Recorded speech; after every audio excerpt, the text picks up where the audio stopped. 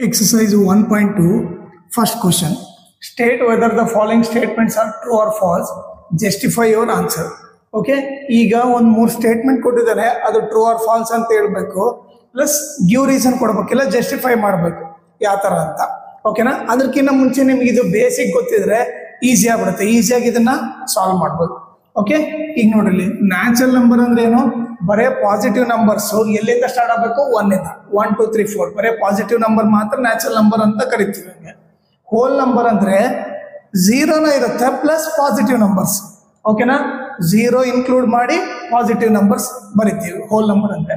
Integer ಅಂದ್ರೆ 0ನೂ ಇರುತ್ತೆ, positive ವ್ಯಾಲ್ಯೂನೂ ಇರುತ್ತೆ, ನೆಗೆಟಿವ್ ವ್ಯಾಲ್ಯೂ ಇರುತ್ತೆ. 0 ಪಾಸಿಟಿವ್ ನೆಗೆಟಿವ್ ನಂಬರ್ಸ್ ಕೂಡ ಇರುತ್ತೆ, ಅದನ್ನ ನಾವು ಇಂಟೀಜರ್ಸ್ ಅಂತ ಕರಿತೀವಿ. ರಾಷನಲ್ ನಂಬರ್ ಅಂತಂದ್ರೆ ಫ್ರಾಕ್ಷನ್ P/Q ಫಾರ್ಮ್ ಅಂತಂದ್ರೆ ಏನು? ಫ್ರಾಕ್ಷನ್ ಅಲ್ಲಿ ಇರಬೇಕು. ಓಕೆನಾ? ಇದ್ರಲ್ಲಿ ನೋಡಿ ಹೋಲ್ ನಂಬರ್ ಬಂತು, ಬರೇ 0 ಬರ್ದ್ರು ಓಕೆ, ಅದು ಏನ್ ಕೆಳಗಡೆ ಏನಿಲ್ಲ ಅಂದ್ರೆ 0/1 ತಾನೆ.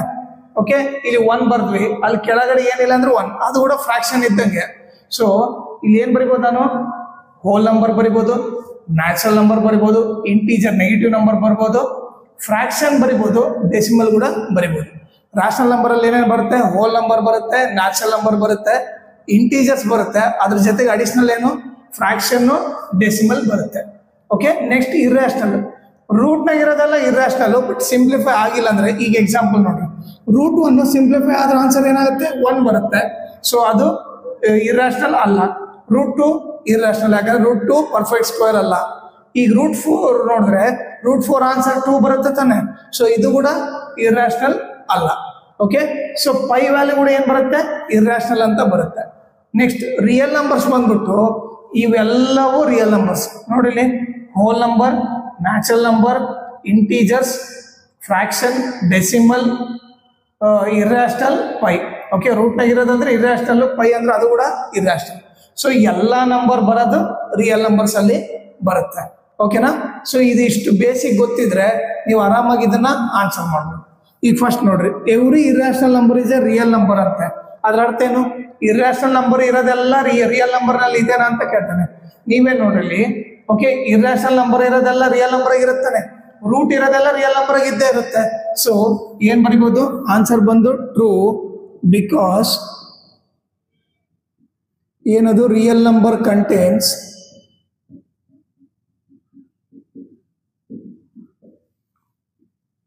All irrational number.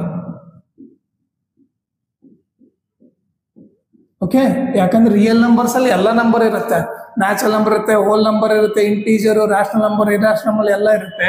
ಇವ್ರು ಏನ್ ಕೇಳಿದ್ರೆ ಇರ್ರಾಷನಲ್ ಆಗಿರೋದೆಲ್ಲ ರಿಯಲ್ ನಂಬರ್ ಆಗಿರುತ್ತೆ ಅಂದ್ರೆ ಎಸ್ ಟ್ರೂ ಅಂತ ಬರೀಬೇಕು. ನೆಕ್ಸ್ಟ್ ನೋಡ್ರಿ, ಇಲ್ಲಿ second question, every point on the number line is of the form root M where M is a natural number. ಇದನ್ನ ಕರೆಕ್ಟ್ ಆಗಿ ಅರ್ಥ ಮಾಡ್ಕೊಡ್ರಿ. ಓಕೆ, ಅವ್ನು ಏನ್ ಹೇಳ್ತಿದ್ದಾನೆ, ಈಗ ಒಂದು ನಂಬರ್ ಲೈನ್ ತೊಗೊಂಡ್ರೆ ಏನಿರುತ್ತೆ? 1 2 3 -1 -2 -3 ಈ ತರ ಇರುತ್ತೆ ಅದು. ಓಕೆ, ಸೊ ನಂಬರ್ ಲೈನ್ ಈ ತರ ಇರುತ್ತಾನೆ. ಅವನೇನ್ ಹೇಳ್ತಾನೆ? Every point on the number line is of the form root M where M is a natural number. M natural ನಂಬರೇ ಇರ್ಬೇಕಂತೆ ಅವನ ಪ್ರಕಾರ. ನ್ಯಾಚುರಲ್ ನಂಬರ್ 4 ತೊಗೊಂಡ್ರೆ ಏನು? 2 ನಂಬರ್ ಲೈನ್ ಅಲ್ಲಿ ಇದೆನಾ. ಸೊ ನೆಕ್ಸ್ಟ್ ರೂಟ್ ಲೈಕ್ ಈ 5 ತಗೊಂಡ್ರು ಕೂಡ ಅಲ್ಲಿ ಯಾವ್ದೋ ಡೆಸಿಮಲ್ ವ್ಯಾಲ್ಯೂ ಬರುತ್ತೆ, ಅಲ್ಲಿರುತ್ತೆ. ಓಕೆ, ನಾನು ಈಗ ಏನ್ ಮಾಡ್ತೀನಿ? ನ್ಯಾಚುರಲ್ ನಂಬರ್ ಬದಲು ಬೇರೆ ನಂಬರ್ ತಗೊಂತೀನಿ. ನ್ಯಾಚುರಲ್ ನಂಬರ್ ಬದಲು ನಾನು ಫ್ರಾಕ್ಷನ್ ತಗೊಂಡ್ರೆ ರೂಟ್ ಎಂ ಇದ್ದಲ್ಲಿ ಏನ್ ಬರೀತೀನಿ ನಾನು ಇವಾಗ? ನ್ಯಾಚುರಲ್ ನಂಬರ್ ತಗೊಳ್ಳಾರ್ದಂಗೆ ಡೆಸಿಮಲ್ ತಗೊಂತೀನಿ. ಸೊ ಡೆಸಿಮಲ್ ಅಲ್ಲ, ಫ್ರಾಕ್ಷನ್ ತಗೊಂತೀನಿ. ಅದು ನಥಿಂಗ್ ಬಟ್ ರಾಷನಲ್ ನಂಬರ್ ತಗೊಂಡ್ರೆ, ಈಗ ನೋಡ್ರಿ, ರೂಟ್ 1/4 ತಗೊಂಡ್ರೆ 1/4 ಏನದು?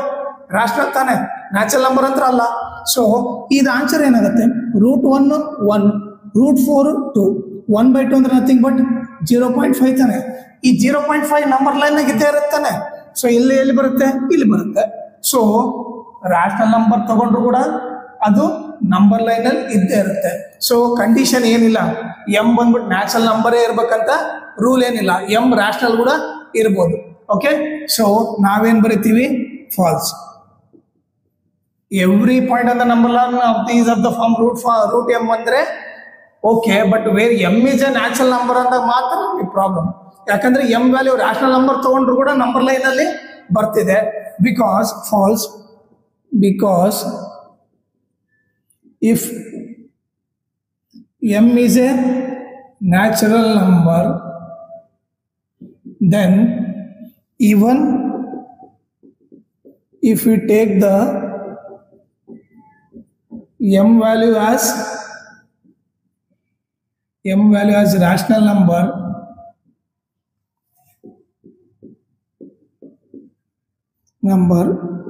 we still get the answer which will be on the number line.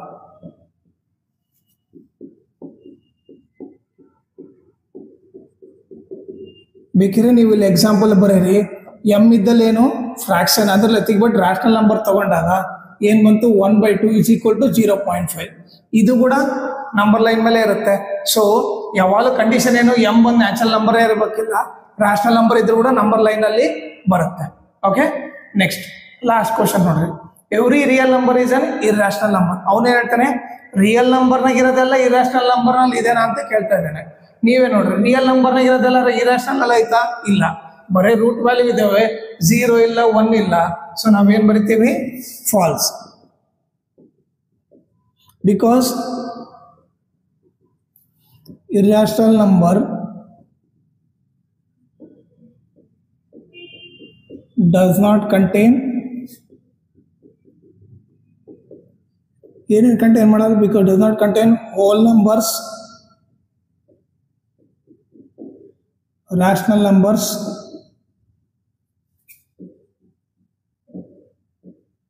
and natural numbers ಅಂತ ಬರೆದ್ರೆ ಆಗುತ್ತೆ.